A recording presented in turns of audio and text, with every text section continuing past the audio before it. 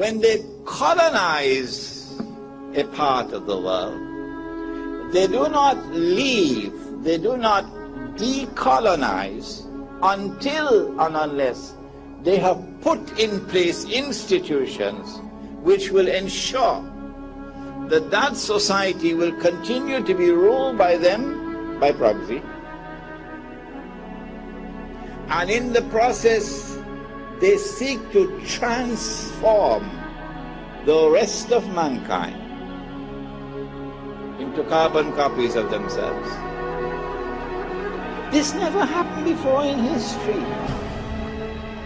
If I do not seek to understand what's happening here, then I've got peanuts in my head. When will I wake up?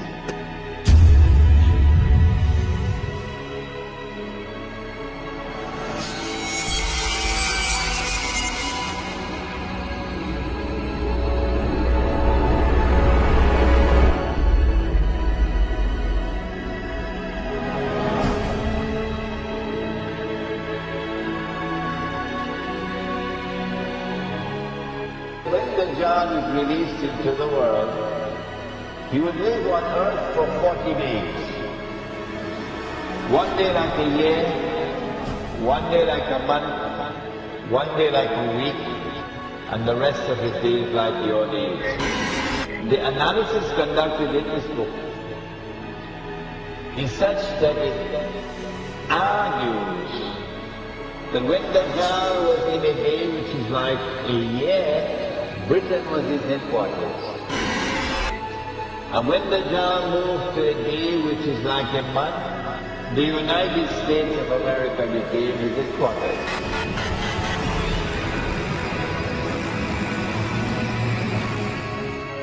And finally, when Dajjal is going to be in a day which is like a week, he comes back home to the Holy Land. He comes back home to the Holy Land.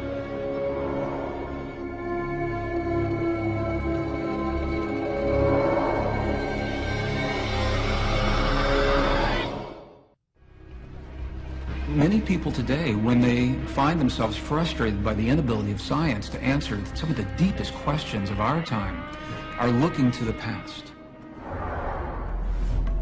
We are reaching a confluence of tipping points in fundamental systems. There's tipping points in the energy system, there's tipping points in the climate systems of the planet, there's tipping points in terms of the financial system, food production, water issues. We're at the moment when all of these things converge, that time when the world is either destroyed or made new or both. Every world culture has always had its own prophecies of an end times. I think it's only natural that people are feeling a connection between our cultural traditions with what is happening in the world today.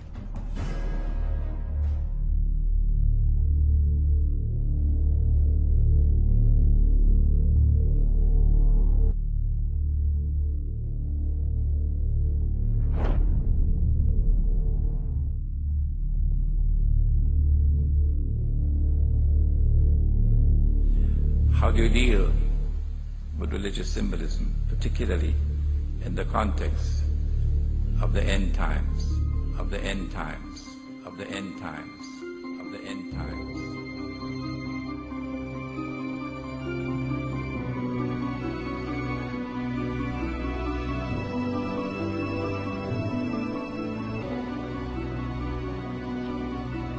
The Antichrist sees with one eye, his left eye. He's blind in the right eye. It looks like a bulging grape. But your Lord is not one-eyed.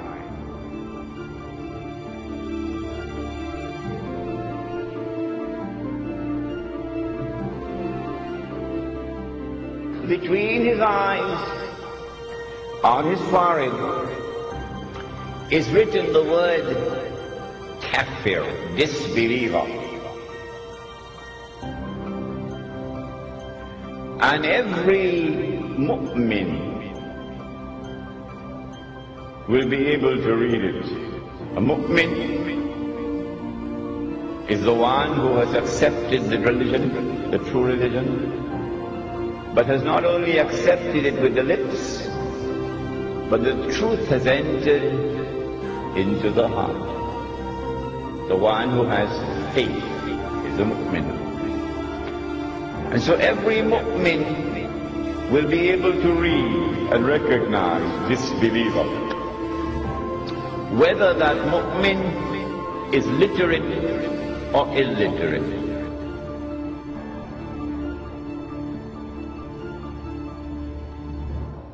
Well, then why is it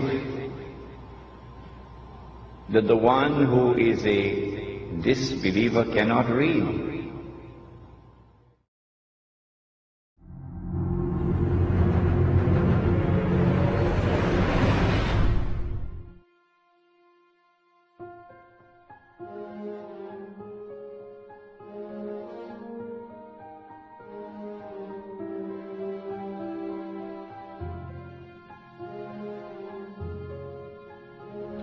The one who has faith can read.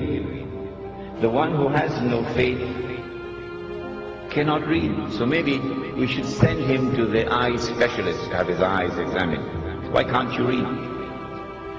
But the report comes back from the eye specialist, perfect vision, no glaucoma, no cataract. His eyes are perfect.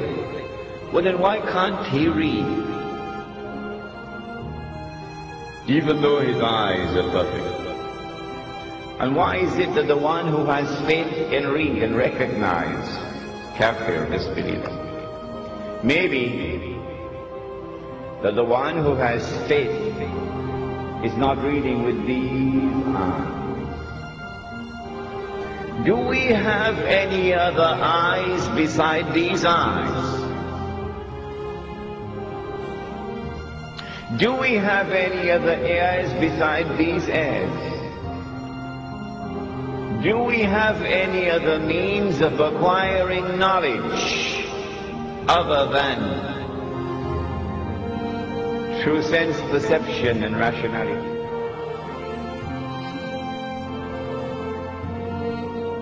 The modern godless world says no. The heart can see what these eyes cannot see.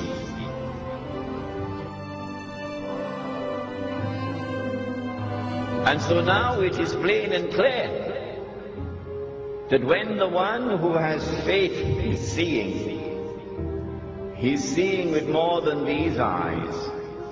He's seeing with the heart. And so now it is also plain and clear that when Dajjal sees with the left eye, it symbolizes external vision. When Dajjal is blind in the right eye, it symbolizes internal blindness.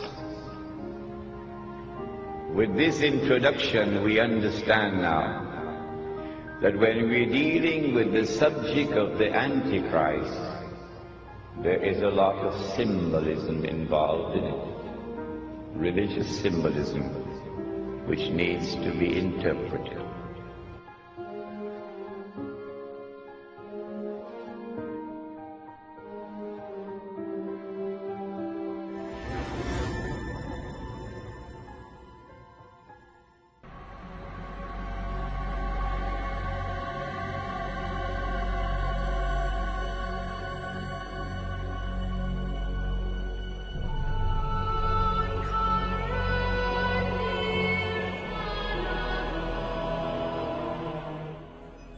Knowledge externally acquired is absolutely important.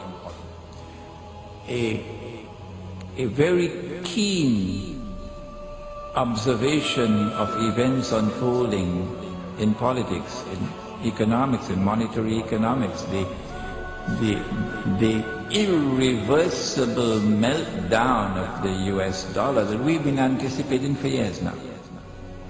A keen observation and an effort to understand with the external eye events unfolding in politics and economics is absolutely important. But there is also the necessity for internal, intuitive, spiritual insight to go beyond the external world to reach its internal substance.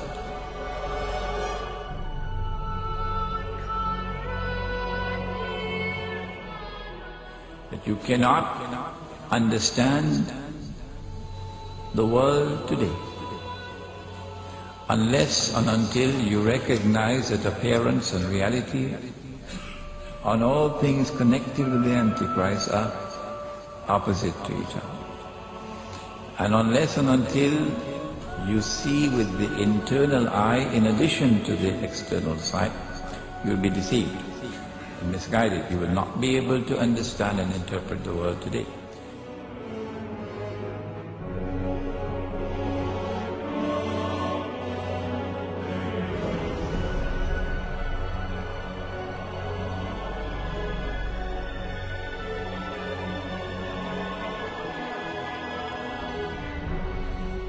We need, therefore, an epistemology to deal with an age of awesome deception. I bet you can be more comfortable with your period. There's a lot to love about Toyota trucks, like the full-size. I know there's someone out there for me. That's why I call LiveLinks. As long as you want. IHOP, come home. Now get Comcast. Satisfy your hunger? Good, because now when you buy a...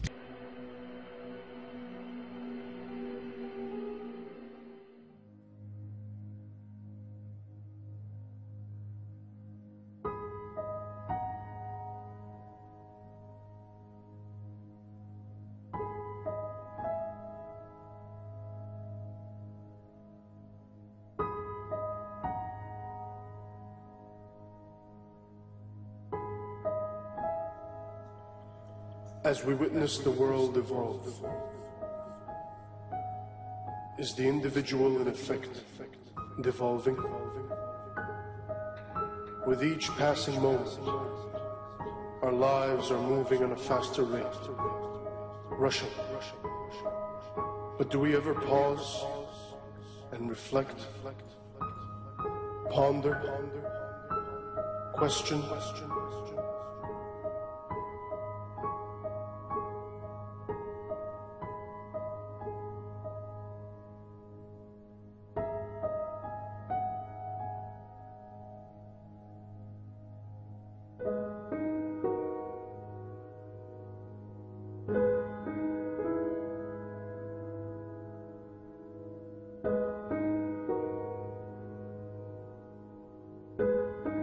How did it come to this?